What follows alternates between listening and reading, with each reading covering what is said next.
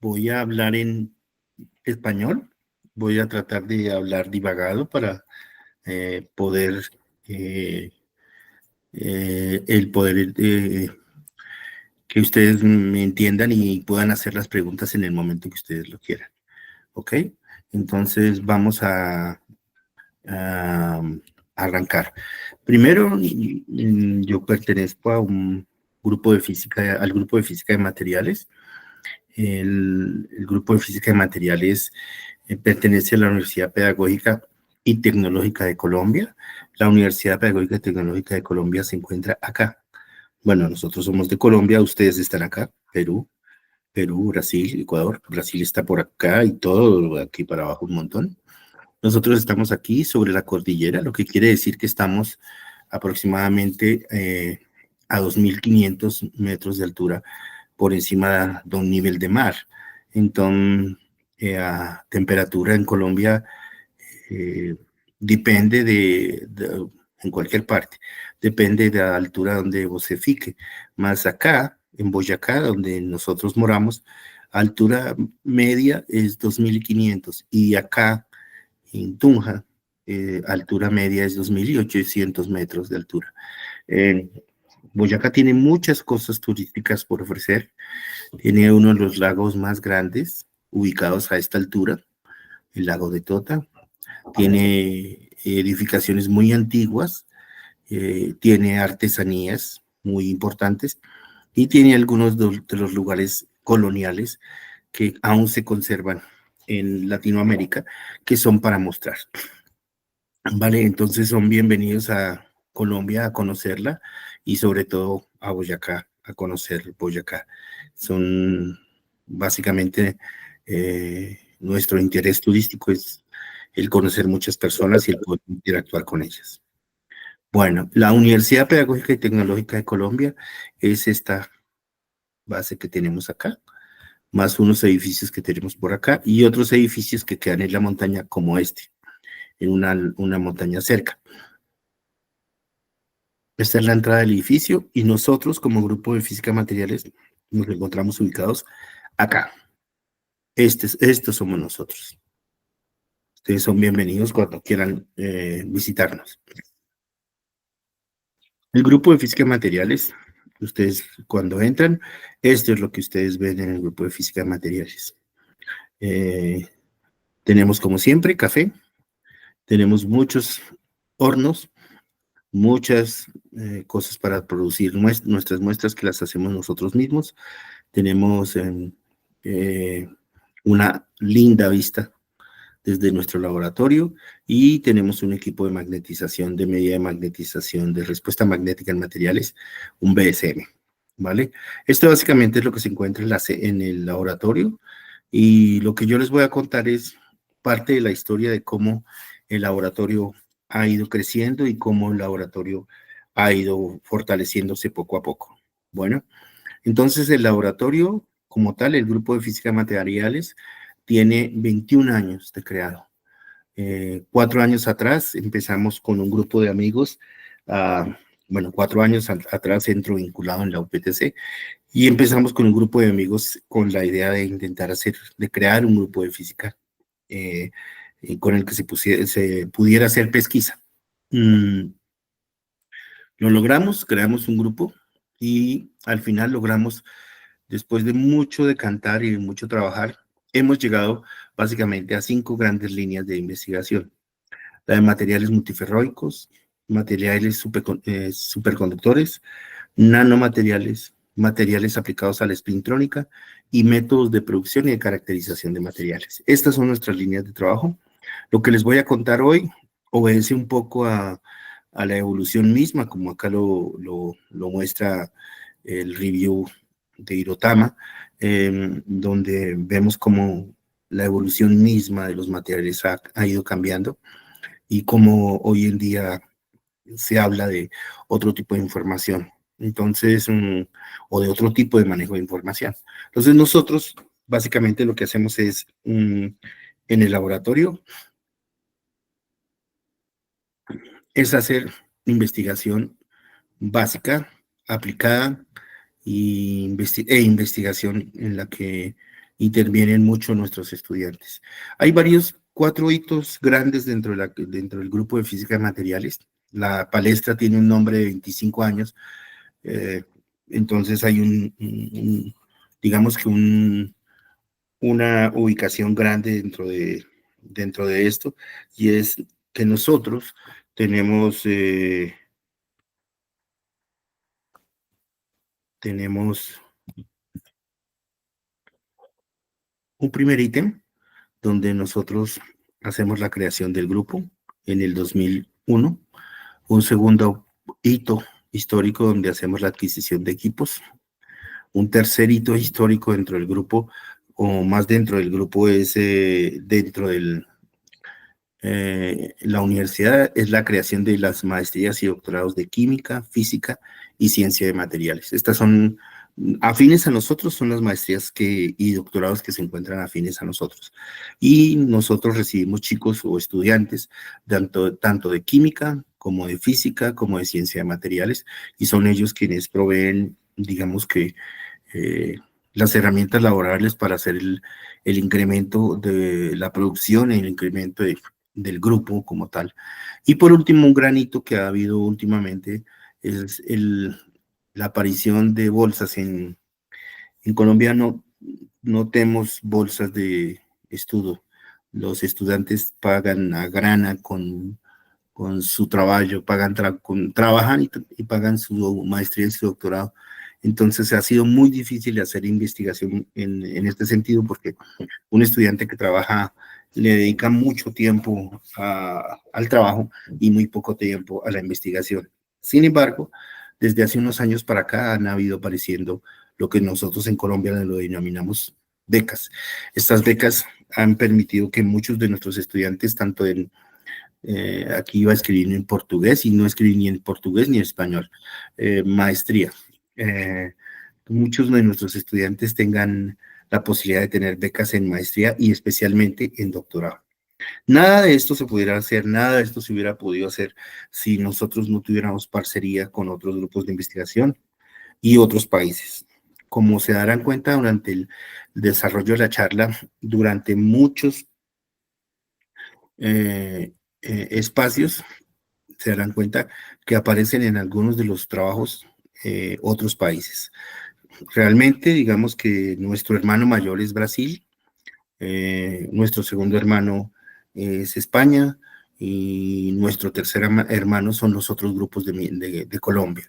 Esto nos ha permitido tener esta parcería, nos ha permitido el que nuestros estudiantes tengan la posibilidad de hacer pasantías y que existan estudiantes de otros países que realicen sus pasantías de investigación en Colombia.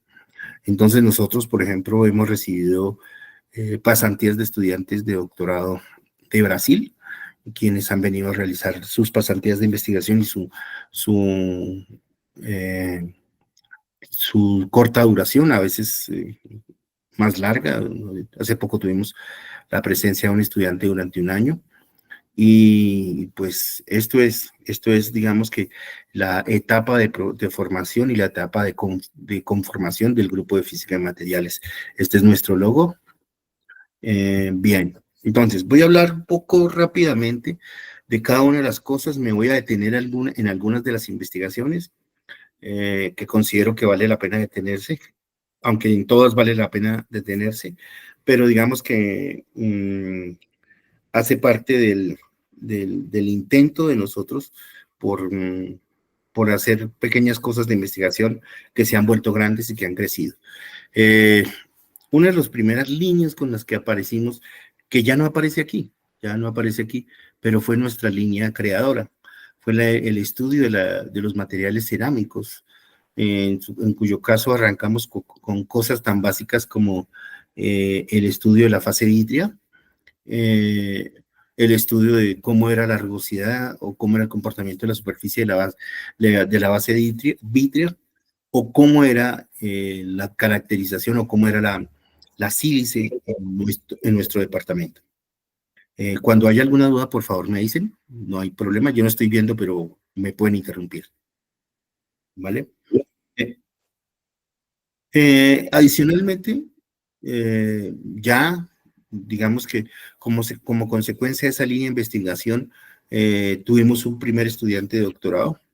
El estudiante de doctorado ya lo que hace es el estudio de zeolitas a partir de fly ash, a partir de residuos de, de los altos hornos, y a partir de esos residuos el estudiante eh, realiza un trabajo sobre el reciclaje de materiales y la utilidad de este tipo de materiales que son porosos en la absorción de azul de metileno.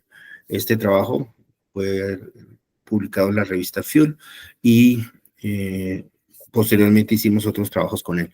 Digamos que esta línea de investigación le tengo mucho cariño porque fue la línea con la que el laboratorio arrancó, con el que pudimos hacer nuestras primeras investigaciones y tuvimos nuestro primer estudiante de doctorado.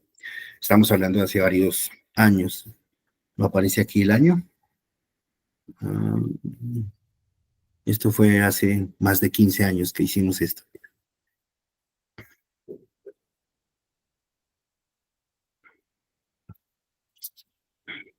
Nuestra segunda línea importante y a la cual también le tenemos mucho afecto es la línea de la superconductividad. La línea de la superconductividad nos permite hacer lazos muy fuertes con Brasil. Por ejemplo, en este caso, trabajamos con el profe Albino en Pernambuco, y muchas de estas medidas que ustedes mirarán acá fueron realizadas tanto en Colombia como en Brasil. Nosotros básicamente lo que hacemos es producir las muestras. Las podemos producir por varios métodos, ya durante el desarrollo de la charla se darán cuenta. Las podemos producir por métodos de citrato, por métodos de reacción de estado sólido o por sol-gel. Independientemente del método, hemos tenido suerte de que la producción de estos materiales se ha dado apropiadamente.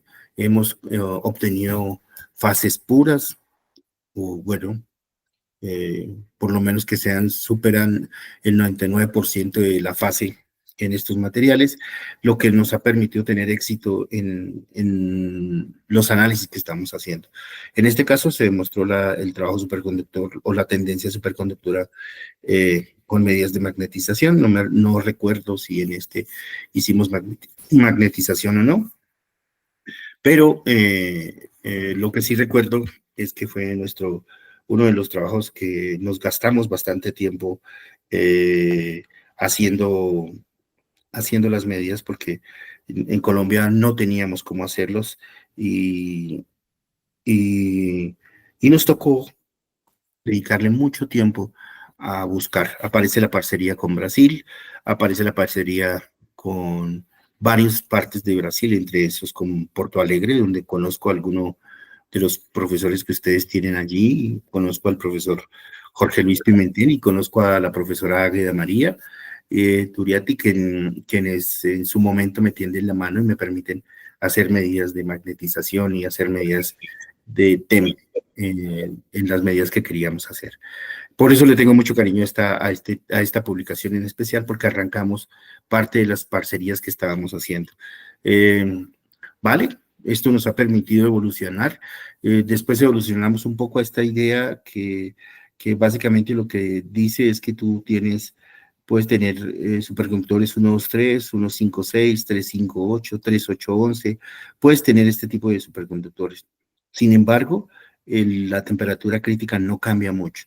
La temperatura crítica es del mismo orden, ¿vale? Entonces, como resultado de esta inquietud, nosotros hacemos un trabajo sobre sistemas 358 en la revista Ceramics, que a veces uno dice que la superconductividad no deja publicar, pero sí.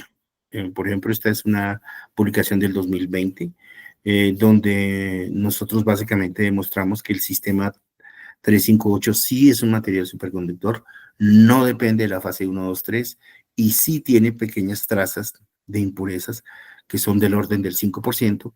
Y aparte de eso, hicimos un método conocido como el método de fluctuaciones en la magnetización para poder determinar los parámetros críticos que no se ven suficientemente aquí, pero aquí determinamos algunos de los parámetros críticos superconductores que se pretendían en este material. Este artículo fue especialmente considerado por la revista, por Elsevier, como uno de los mejores artículos del 2020 y fue categorizado como uno de los mejores artículos del 2020. Bueno, continúo con los materiales superconductores porque tengo varias cosas que contarles. En este artículo, en el siguiente, que es igualmente en un sistema 358, este artículo lo hacemos con Jorge y con Jorge Luis Pimentel y con Agaya María, y demostramos que el material era un material netamente superconductor, que no tenía impurezas, que especialmente este material tenía fase pura, y que la consolidación de este material este material fue hecho por reacción de estado sólido, por el hecho de que fuera hecho por reacción de estado sólido, no afectaba la respuesta del estado superconductor. A veces, en algunos casos, el estado sólido afecta un poco las medidas, pero bueno, estamos bien. Listo. En superconductividad, bueno, aquí aparece de nuevo Albino. Por aquí está el profesor Jorge Luis Pimentel, el profesor Pablo Piré, que en su momento Jorge creo que estaba terminando su doctorado en Porto Alegre, y hacemos nuestras medidas del sistema 4610, ya lo mencioné por acá, ¿sí? Y demostramos que este material también es superconductor a pesar de que tenga una pequeña reentrancia debida a la granularidad, más no a otra cosa. Es debida netamente a la granularidad. Demostramos que el material tenía una respuesta superconductora, y lo cual nos permite hacer un par de publicaciones al respecto en la Física B y en la Journal de Bajas Temperaturas. Bien, este es un poquito sobre lo que trabajamos en superconductividad. Hay mucho realmente en superconductividad, puede ser una de las áreas en las que más hemos hecho trabajo con los estudiantes y con los que más hemos tenido éxito en el lograr publicar. Sin embargo, aparecen otras líneas, aparece multiferroicos.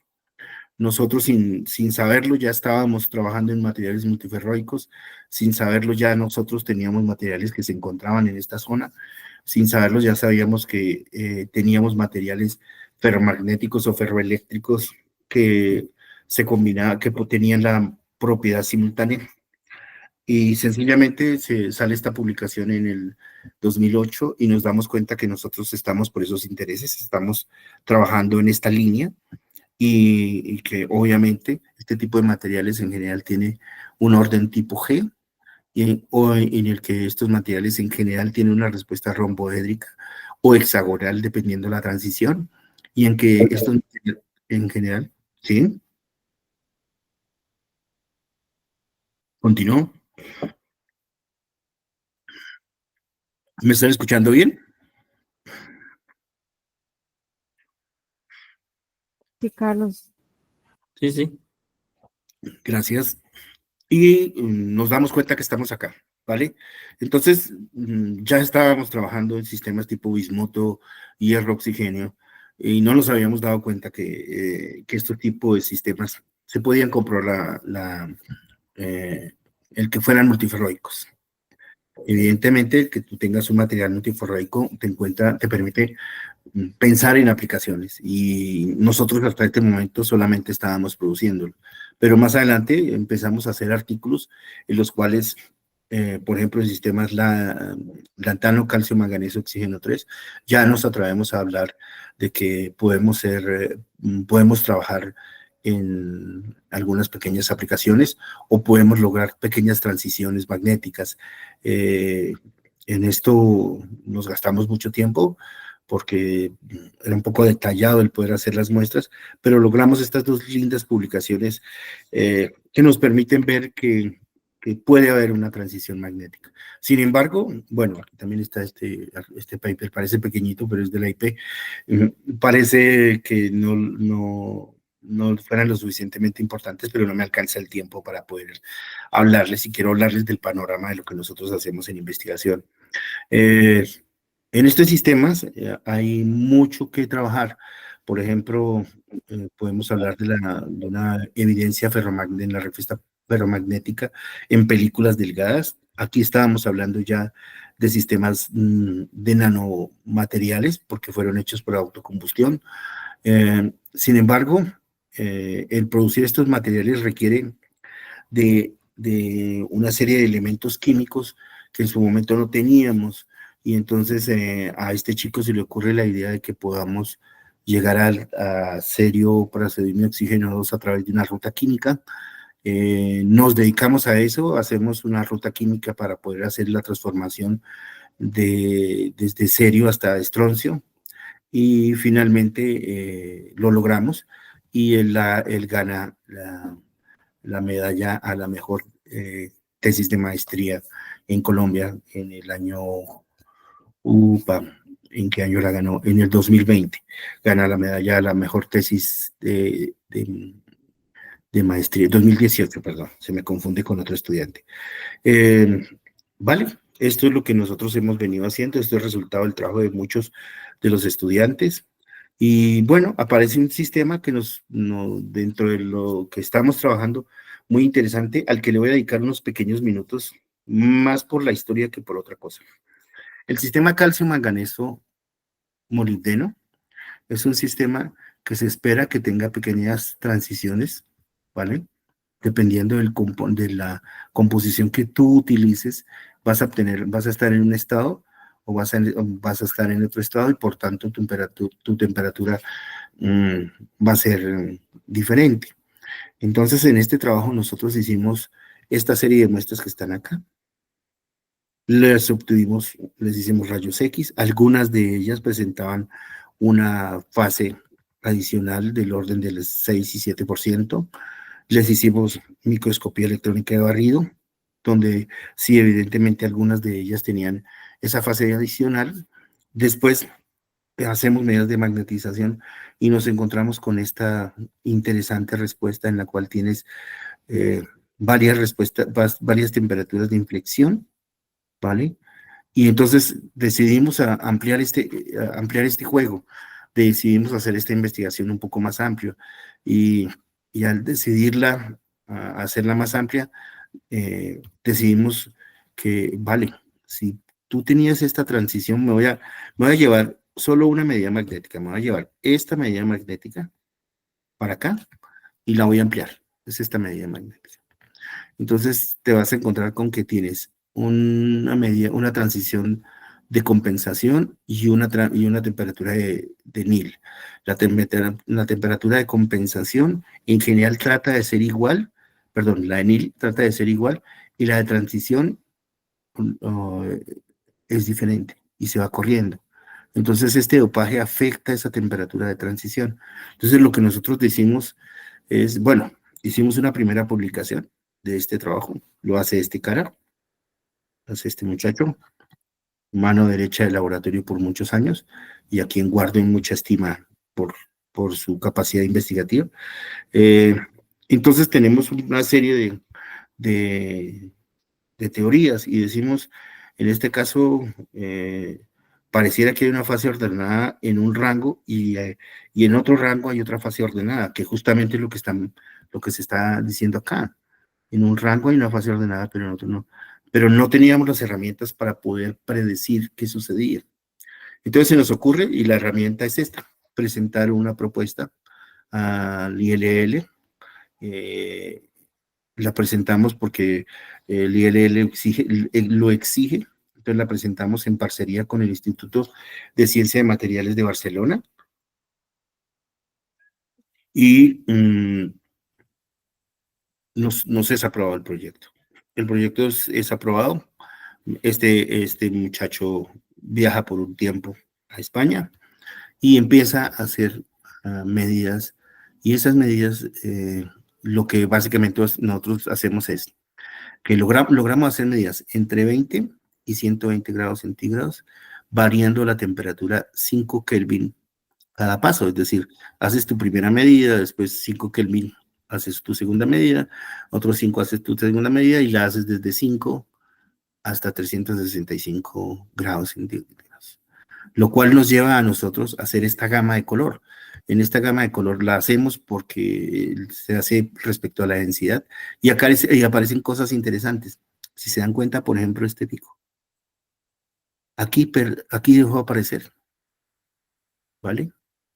Ese pico está en 31. O aquí este otro pico que está en 40. 40 es este. Termina demostrando que hay una transición magnética diferente en algunos de estos muestras. Si yo lo veo de una forma más clara y hago una cara superior, quiere decir que hay una respuesta, el comienzo de la transición antiferromagnética y que es debido a que los dopajes que yo estoy haciendo están haciendo que lo que nosotros denominamos la orientación ecuatorial se estire y esa orientación ecuatorial al estirarse cambie de una estructura tipo G que les mostré atrás a una estructura tipo F. Lo que nosotros hacemos es a cada uno de estos difractogramas les hacemos refinamiento y con cada uno de los difractogramas obtenidos encontramos un punto en ese refinamiento Rydberg. Y claro, justo encontramos la transición. Mire, este señor es este señor, ¿vale? Encontramos la transición. Muy interesante porque entonces es una transición doble, tanto estructural como magnética. Y esto nos lleva a que yo puedo generalizar que aquí estaría mi temperatura de Nil y por aquí estaría mi temperatura de compensación, ¿vale? Esto nos llevó a un artículo publicado en el 2000, bueno, no lo recuerdo, 2017, 2016, 17, en Journal of Compound Analysis y este chico se gradúa en su tesis de maestría con este tema. Vale, después cambiando un poco el tema, nos dedicamos un poco a la transición metal aislante. Este sistema, que son sistemas sodio, cobalto, oxígeno 3, es una idea que venimos fraguando hace unos meses con el profesor Pimentel, y es que básicamente no solamente son sistemas de transición aislante, sino son sistemas que pueden crecer, que si tú le metes algo, una estructura o un elemento químico lo suficientemente grande, logras que se estire, y cuando se estira, se pueden hidratar, y cuando se pueden hidratar, pueden ser eventualmente materiales superconductores. Entonces, con el profesor Pimentel llevamos en esta cacería de este tema. Llevamos ya más de 8 años dedicados a esta investigación. Han salido trabajos como como este, en el cual Carlos, que está aquí, hizo su maestría y ahora está haciendo el doctorado en este tema de investigación. Hasta ahora hemos encontrado buenos resultados y eventualmente podremos presentar una segunda publicación en estos días respecto a los resultados obtenidos en este sistema. Interesantes los resultados. Entonces vamos al tema nanomateriales, regreso un poco al tema nano. El tema nano empieza hace muchos años en el grupo de física de materiales y arranca primero con un interés en el cual queremos coger estos cositos que están acá, son los sensores que se colocan sobre las pantallas táctiles de celular, estos cositos que están acá, ¿vale? Y entonces arranca como un proyecto Conciencias. El Conciencias es el equivalente a la CNPq brasilera, y arranca como un proyecto Conciencias en el que nosotros podemos crear un polímero diferente para que táctilmente sea mucho más rápido, porque estos sensores presentan un cambio sensorial cuando la diferencia térmica entre uno y el otro es lo suficientemente alta, pero cuando no hay una suficiente diferencia térmica, yo no puedo, el celular no lo reconoce. Entonces arranca con esta investigación. Nosotros pensamos que podemos arrancar de unas películas de polietereketona, y lo que vamos a hacer es meterle partículas de plata para que ellas ayuden a que cuando tú le hagas presión, interactúe. Evidentemente lo logramos, tuvimos que hacer un montaje experimental para esto y hacer nuestras propias baquelitas, nuestros propios sensores. Y esto nos llevó a estas tres publicaciones, esta publicación y esta publicación. Son publicaciones que tienen bastante referencias, son bastante referenciadas en los artículos que produce el laboratorio. Dicho esto, nos dedicamos a hacer, por ejemplo, vía nano, sistemas como el que ustedes ven aquí, ¿sí? Y son vía nano porque los hacemos por combustión, y al hacerlos por combustión logramos demostrar que estos sistemas se podían cambiar su orientación en el estirado, y al cambiar esta orientación en este estiramiento podríamos producir eventualmente hidrógeno. Este trabajo es una tesis de doctorado de uno de nuestros estudiantes, Cristian, quien está terminando en este momento en la Universidad Nacional, y el de Ángela, que también está terminando su tesis de doctorado en la Universidad Nacional, y básicamente arrancamos de un material nano y terminamos en un material que podía ser usado para la producción de hidrógeno. En este otro trabajo, hacemos este trabajo es muy importante. En este trabajo nosotros arrancamos de un sistema, que tú tienes acá, hierro, oxígeno 5, cambiamos el dopaje, ¿vale? Hacemos parcería con el profesor Julián Munívar de la Universidad de OABC, con quien hacemos las medidas Moss-Bauer y con quien hacemos los análisis de las medidas por FTIR. Encontramos el contraste entre los dos y demostramos que evidentemente los sistemas estudiados eran puros, y evidentemente miramos como el hierro tenía el mismo tipo de desdoblamiento en todos, lo cual no afectaba la respuesta magnética. ¿Cuál respuesta magnética? Esta respuesta magnética no era afectada. Esta señorita que está aquí, no sé si estará en la charla porque le pedí que asistiera, gana el premio en el 2022 a la mejor tesis de maestría en Colombia, debido a este trabajo, y bueno, y a otros más, sino que aquí solamente coloqué estos, en los cuales demostramos las aplicaciones y las bondades de este tipo de material, de este tipo de sistemas. Vale, hay mucho por contar, pero tengo poco tiempo, así que voy a avanzar. Más adelante, el laboratorio cambia su dinámica y empieza a buscar lo que nos pasa a todos los investigadores en Latinoamérica, empieza a buscar aplicaciones. O sea, ¿cómo yo puedo contribuir en aplicaciones?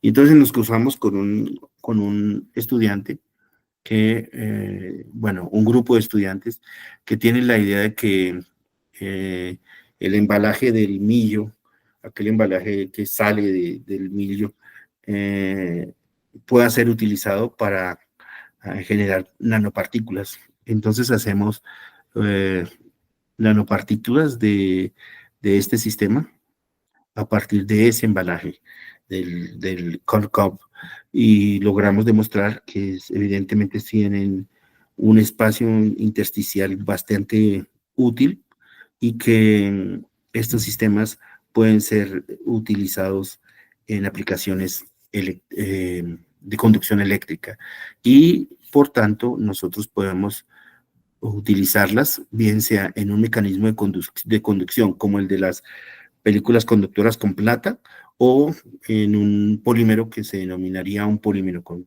conductor. ¿Vale? Lo publicamos en una revista Industrial Crops, que se mostró bastante interesada, y lo publicamos hace, no sé, unas semanas. Posteriormente, nos dedicamos un poco de nuevo, pero con un poco más de orden, sobre los sistemas bismuto hierro oxígeno 3, y en estos sistemas bismuto hierro oxígeno 3 hacemos un estudio más detallado de cómo es la variación de la magnetización en función de la temperatura en estos sistemas y nos encontramos con que existen algunos comportamientos similares, pero otros comportamientos que cambian dependiendo del porcentaje de dopaje que tú estás utilizando. Y evidentemente eso quiere decir que altera la respuesta estructural del sistema. Este trabajo fue publicado también hace poco, hace, no sé, un mes, 2 meses, en la J3M. Después, buscando lo que yo les digo, buscando aplicaciones del sistema y de cómo trabajar, nos encontramos con con este reto. Resulta que los materiales que son utilizados en dosimetría, como el MgB4, son utilizados en dosimetría porque su Z efectivo es similar a 7 y el Z efectivo de la piel humana es 6.8. Entonces, por eso el MgB4 o 7 es útil para ellos. Sin embargo, no tiene la suficiente respuesta en conducción y por tanto, al ser utilizada en materiales dosimétricos, no es tan fácil su caracterización dosimétrica. Entonces, lo que nosotros hacemos es, o lo que se propuso en el laboratorio fue agregar partículas vía compósito de gadolinio, y esas partículas de gadolinio vía compósito pueden ayudar en esa conducción que nosotros estábamos haciendo. Entonces, al hacer esas análisis, que, bueno, listo, encontramos que evidentemente los sistemas están, que evidentemente no hay más que las impurezas que nosotros pusimos a propósito, no están más en el sistema. Encontramos que estos sistemas son a través del gap directo, en contra del cálculo del gap directo, perdón, indirecto. Encontramos el gap y que son sistemas semiconductores y encontramos que tienen aquí tienen, esta curva es denominada la curva TLD y es una curva que demuestra que estos sistemas tienen la suficiente intensidad para ser utilizados como materiales de medida de respuesta dosimétrica. Este trabajo tiene parte B, esa parte B la estamos desarrollando en este momento, no, la estamos publicando, terminando la publicación en este momento y esperamos que el próximo año ustedes ya la puedan ver. Vale, esto es publicado este año. Después arrancamos un poco más sobre la parte de los materiales nanométricos y lo que hacemos es un estudio sobre nanopartículas por un dopamiento tipo tungsteno y lo que hacemos es estudiar su respuesta magnética demostrando que es ferromagnético, que estos materiales son ferromagnéticos, pero realmente lo interesante es que logramos hacer nanopartículas de cobre dopadas con tungsteno, lo cual puede ser utilizado en nanohilos o nanofibras para conducción. Este trabajo, si ustedes se dan cuenta, también está en parcería con la Universidad Federal de San Carlos. Entonces, nosotros, realmente la parcería con Brasil ha sido demasiado importante para el desarrollo de las habilidades del laboratorio, ¿vale?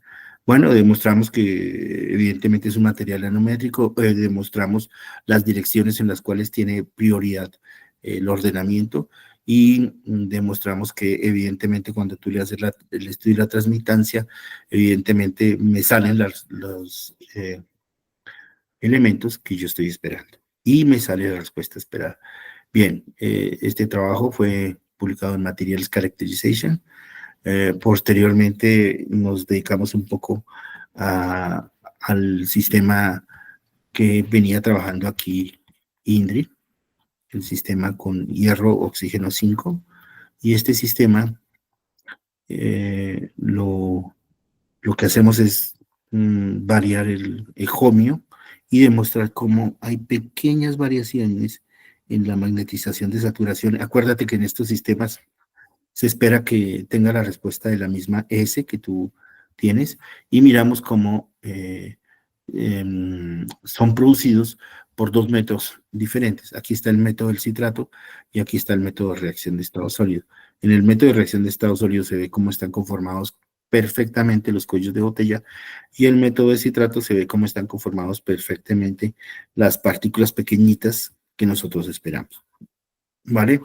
Este trabajo fue el trabajo de grado de un estudiante de pregrado y que nos permitió publicar en el Material Research Bulletin el año pasado. Vale, hay muchas cosas por mostrar, muchas cosas por hablar. Voy a hablar rápidamente de dos publicaciones más que me interesa porque quiero mostrar y hacer connotación sobre la parcería con Brasil. Aquí hablamos con el profesor Julián Muñévar y con el profesor Julián Muñévar hacemos el estudio de los sistemas por vía reacción de estado sólido, porque justamente aquí atrás nos dimos cuenta que tal vez era mejor por reacción de estado sólido, nos vamos por reacción de estado sólido y encontramos una respuesta realmente interesante y demostramos que los sistemas eran estables, no tenían impurezas y su respuesta magnética era la que estábamos esperando. No la coloqué aquí porque es ferro como en la anterior. Después decidimos hacer una generalización de justamente lo que estábamos investigando con el profe Julián y hacemos un dopaje con tierras raras. Aquí vemos cómo está variando el dopaje de las tierras raras y cómo está cambiando con en los enlaces cobre-oxígeno y cómo la estructura cambia y cómo ese cambio estructural finalmente me afecta la respuesta magnética. Este trabajo es un trabajo muy interesante que publicamos hace un par de años.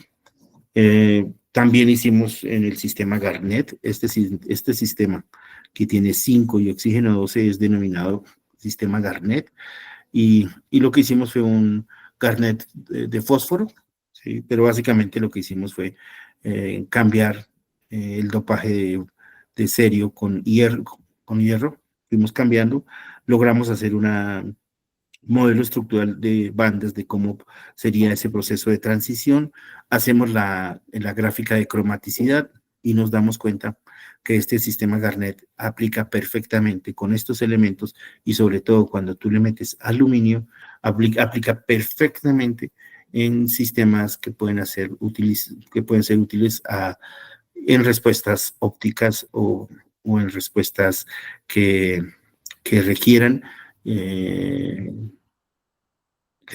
la presencia de bastantes electrones, o sea que, por ejemplo, lo puedes usar como un elemento que puede ser útil en una celda solar, ¿vale?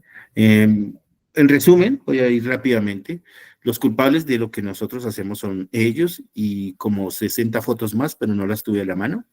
Le debo dar un agradecimiento especial a Ángela, a Indri, a Iván, a Cristian, ¿dónde está? Se me perdió. A Davián, quienes han sido, y a Felipe, quienes han sido por algunos años las personas que han organizado y han estado pendientes de las cosas. Sin embargo, obviamente el agradecimiento es para todos. Ahora está este chico, está Michael, quien está asumiendo un rol importante dentro del grupo, está Camilo, está Ángela, Carlos, Nilson, Daniel, quienes son los estudiantes de doctorado. Ángela ya está graduada y Camilo se gradúa la próxima semana. El resto son estudiantes que están regados por el mundo, profesor en Brasil, profesora en Brasil, profesor en Brasil, ¿sí? Que están regados por el mundo y que nos han permitido llegar a lo siguiente. Hemos tenido en estos 25 años, hemos tenido 45 estudiantes de pregrado aproximadamente graduados. Hemos graduado 19 estudiantes de maestría. Hemos graduado 3, ahora 4 estudiantes de doctorado. Hemos tenido 2 proyectos CNPq y 2 proyectos de mayor presupuesto, que son proyectos que en Colombia se denominan proyectos regalías. Llegamos a un número mágico de 216 publicaciones en artículos científicos, 46 proyectos internos, 4 proyectos externos, hemos publicado 2 libros y actualmente tenemos 20 estudiantes en el grupo de física de materiales. Esto no se hubiera logrado o no tendríamos la posibilidad de hacerlo si no fuera gracias a nuestros estudiantes. ¿Vale? Muchas gracias, muy amables.